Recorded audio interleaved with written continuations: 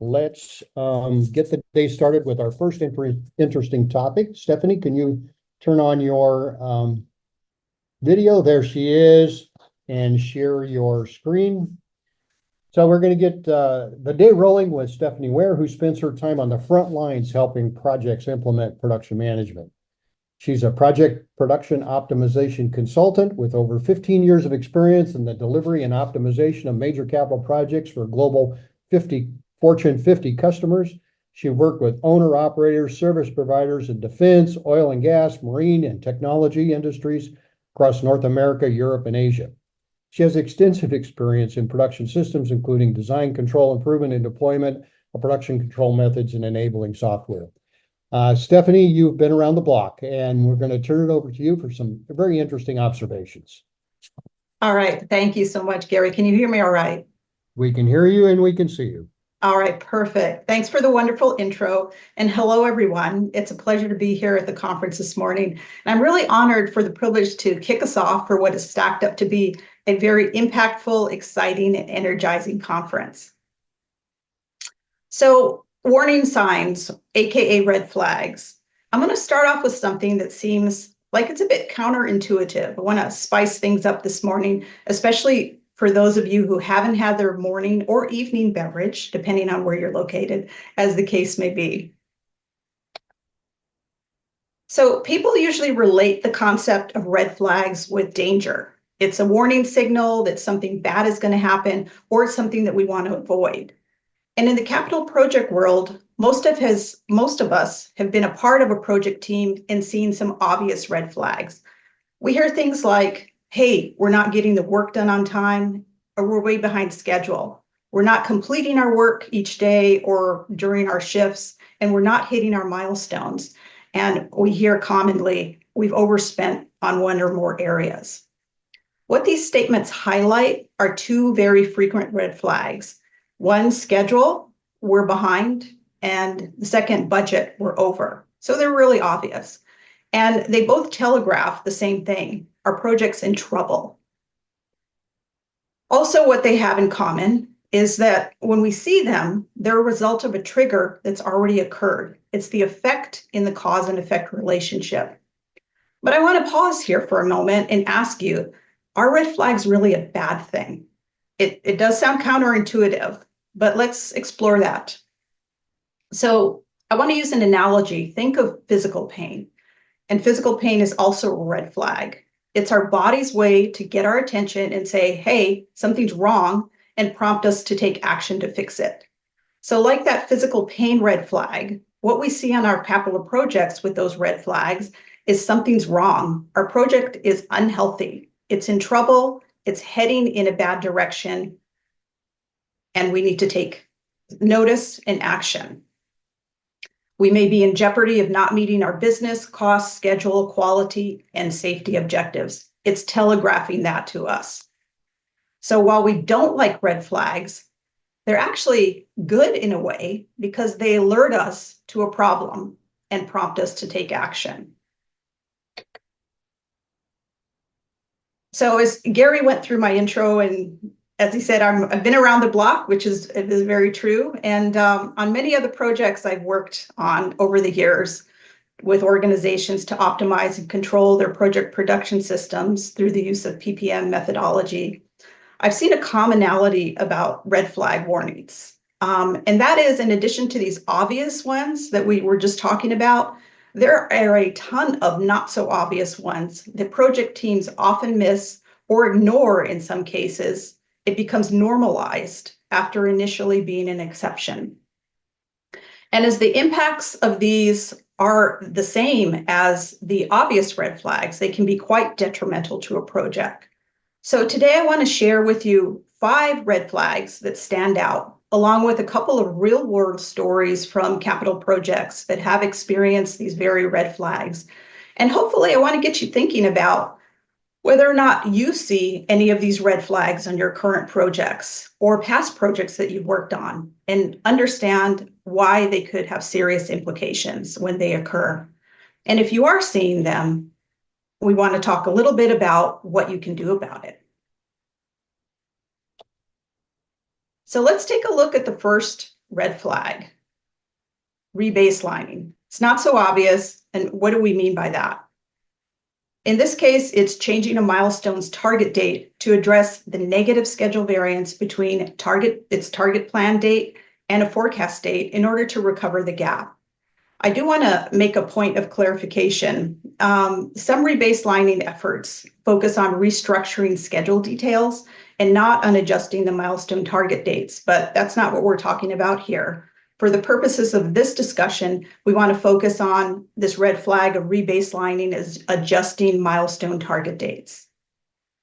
So on the surface, rebaseline may seem at times like the only strategy a capital project team may have, and therefore it's considered a necessary effort so the schedule can catch up with reality and make the project appear to be on time against that new target. So what do we see in the projects when this is happening? How often have you heard, hey, just push the date out? And then what happens? Pushing the date out magically eliminates that negative schedule variance, or in the least, it reduces it on paper. So what's wrong then with changing milestone dates if our schedule looks good and it fixes all of those issues? Why should your project team avoid it? So unless the reason for changing milestone target finish dates is the result of a top-down leadership strategic business decision to alter the product that we're producing or the process design, the strategy ends up being problematic. Because importantly, it neglects to address the root cause for why variability in the production system is occurring in the first place and causing that slippage.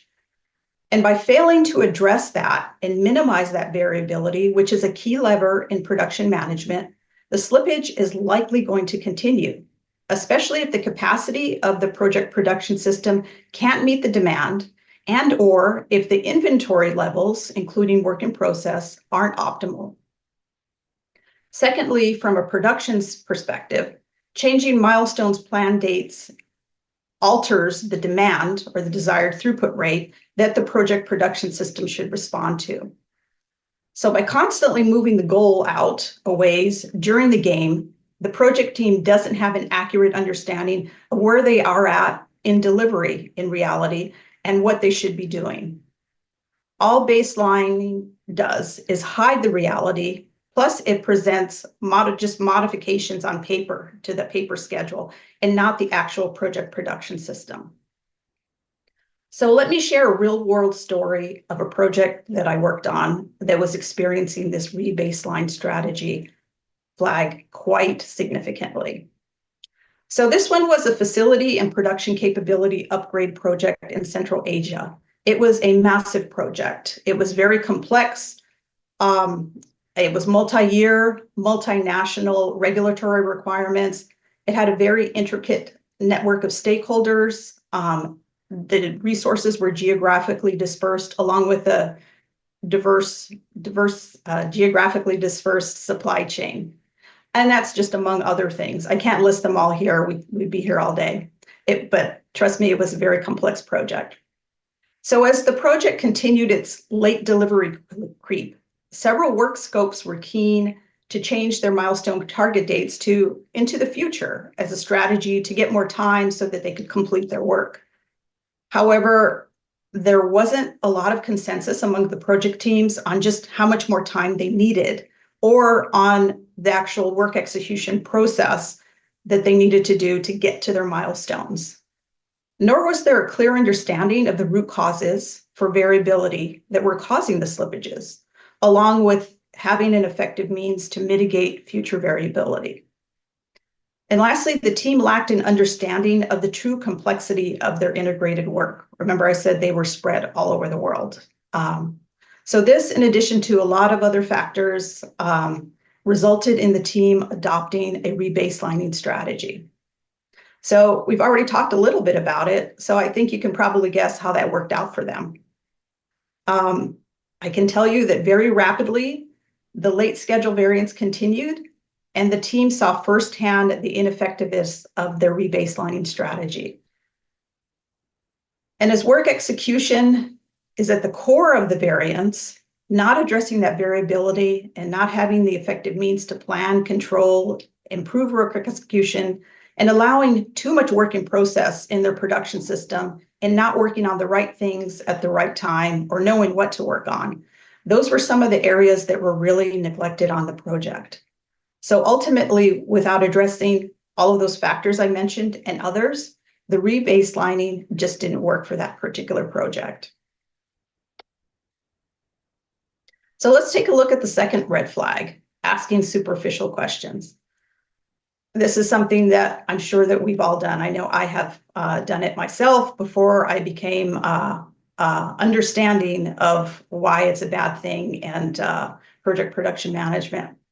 So how many times have you heard leadership or management ask you during the course of a week or even a day, hey, how's it going? What needs attention? What can I do to help you? Or if you're the leader or manager, how many times a day do you ask your teams about those same questions? And we have well intentions by asking these types of questions, but the problem with that is they're really insufficient to expose true project health. They just don't go deep enough into delivery on the aspects like throughput, process cycle times, work in process. And no one's asking how the work should be done, which is key. So what should we ask then to determine project health? So looking through the lens of PPM, the type of work-centric questions we should be asking, there's a long list, I'm not going to go through them, but things like, as we mentioned, how should the work be done? But we also want to understand how the work is being done and what's causing that, where's that variability in our production system? What's causing that negative schedule variance to slip? And are we capturing the root causes for that variability? And are we taking action to mitigate them for future? And are we looking at production analytics like our cycle times against the actual targets that we've set? And looking at handoffs, is our downstream function ready for the handoff? And if they're not, why? Have we added all the constraints that we need to have identified in our production system, in our production schedule rather?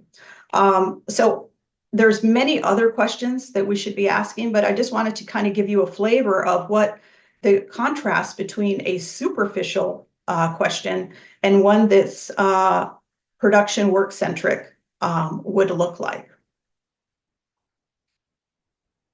This is one that I really like. And there was actually a commercial of it for the insurance about more, but in terms of, we'll focus on production. So this is another well-intended approach, the more will fix it strategy or approach. And this is a classic project management strategy for teams and when they try to recover from being behind schedule. It's, we just need more. We need more resources. We need more capacity. We need more time. We need more money. We need more CapEx. So what the thinking is that we have more of X, which is something we can make up for the deficiency in the delivery and also by doing more work. That's another more, such as opening more work fronts on our construction site or increasing the number of deliverables in engineering we're working on at any given time. It also, things that we hear are, we need to get more planners. We need more schedulers. We need to have more meetings. How often have you heard that, right?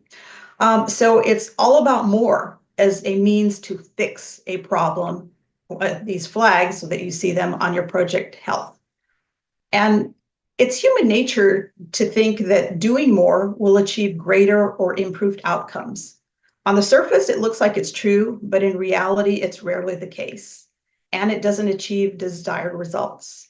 And this brings to mind another project that I supported.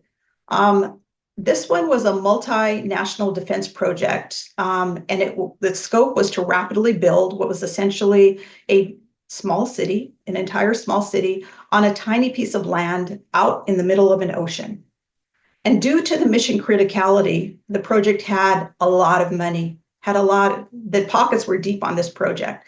So one would assume that that would enable the project to be successful. Well, you can probably guess the answer. Even after check after check after check was written, to get more resources, more materials, the transportation, commissioning studies, etc. The project wasn't able to meet its objectives. Construction was delayed, equipment wasn't available when it was needed, or was unsuitable for the environmental conditions of this island. Information inputs were lacking, and the team was unsure of where they were at in delivery. And the work execution was disconnected from the project schedule. It wasn't integrated, and resources didn't know what to work on, in addition to not knowing where they were at in delivery. So even with what seems like unlimited resources, essentially a blank check, and that's what they used to say on this project, hey, we have a blank check. Having access to more of everything didn't yield success. And, interestingly, all of this could have been predicted by simply looking at Little's Law, which explains the relationship between work in process or WIP, cycle time, and throughput. So in looking at Little's Law, in this case, more work in process, so doing more things, more work, it actually increases our cycle time. It takes longer to do things. And Little's Law also tells us that the more work in process, the more we're doing, it also affects our throughput or ability to get things done. So at some point, throughput does continue to increase. However, at some point, it does flatten out. So we know from Little's Law that strategy is just not going to work. And so overall, unfortunately, that more approach wasn't a good strategy to fix late delivery, and it didn't work on this project, even though they had a massive amount of cash. So moving on to flag number 4, it deals with time. Many of our major capital projects have long durations of at least over a year, and many multiple years, like that first project that I shared with you. And actually this last project too, both of them were very large projects, multi-year. So having this long horizon causes some teams to have a time blindness, where they perceive that they have this abundant amount of time to complete their milestones and successfully deliver their projects. And even when the project team sees the milestones aren't being completed on time and the schedule is slipping, the overriding mentality is, hey, we're okay because we got plenty of time. How often have you heard that? Or maybe you said it yourself. And because the future is so far out and the project teams believe that they'll eventually be able to make up the lost time somewhere, they operate on this strategy of hope, which is really a false strategy of hope. Another thing that we see teams doing is they intentionally add fire breaks to their project schedules, and they add time buffers, artificial time buffers, to their tasks for various reasons, including they don't really know how much time it takes to actually do the work, or they're trying to shield themselves against variability. Some of them just do this because they're following conventional project management practices that they're familiar with. That they've been taught, and that includes those task time buffers and fire breaks as a common practice. And they don't really understand, or they're not aware of the implications of doing these things. And as I mentioned earlier about normalization, sometimes as human behavior, as things occur, if they occur frequently enough, these suboptimal behaviors can become normalized on the project. So this time blindness and these time buffers and fire breaks become normalized. So why is it happening? And there's an interesting phenomenon psychologically behind this, where project teams have an over-optimistic view of time and how they use it on their project delivery. And it's referred to as planning fallacy. And here teams are underestimating how long tasks will take and how long their projects are going to take, and they overestimate how quickly they can get their work done. So one implication of this "we have plenty of time" mentality is the team usually thinks that the downstream activities will fix the problem. If engineering's late, then hey, construction's going to fix everything. If drilling's late, then completions is going to make up the time. How many times have you had your upstream handoff be late, and then as your function is expected to make up that time? Happens a lot in our projects. Also, another implication is that by the time the project becomes so unhealthy that the team is actually forced to take notice, it's too late or very hard to recover, along with potentially costing a lot in terms of money, capacity, and potentially even de-scoping on a project. So we're moving on to the last flag. It's the infamous, we keep doing the same thing.